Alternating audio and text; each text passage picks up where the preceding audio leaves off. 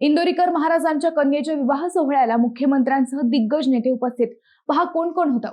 अहिल्यानगरमध्ये पार पडलेला एक विवाह सोहळा सध्या राज्यभर चर्चेत आला आहे, कारण या लग्नाला मुख्यमंत्र्यांसह अनेक दिग्गज नेत्यांची उपस्थिती होती।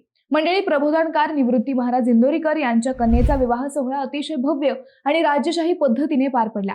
संगमनेर तालुक्यातील गुंजाळवाडी येथे हा सोहळा मोठ्या उत्साहात आयोजित करण्यात आला होता। इंदोरीकर महाराजांची कन्या ज्ञानेश्वरी हिचा विवाह नवी मुंबईतील उद्योजक सुनील चिलप यांचे पुत्र साहिल यांच्याशी झाला।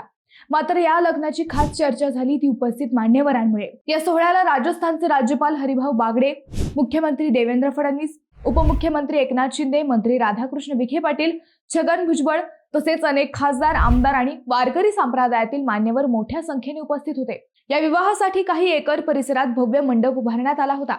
नियोजन आणि व्यवस्थापन इतकं मोठं होतं की हा सोहळा जिल्ह्यातील सर्वात मोठा विवाह सोहळ्यांपैकी एक ठरला।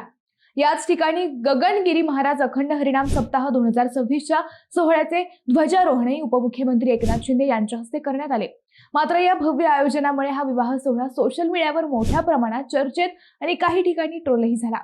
मंडळी, हा सोहळा केवळ विवाह नव्हता, तर राजकीय, सामाजिक आणि धार्मिक क्षेत्रातील दिग्गजांच्या उपस्थितीमुळे एक मोठा इव्हेंट ठरला हे नक्की।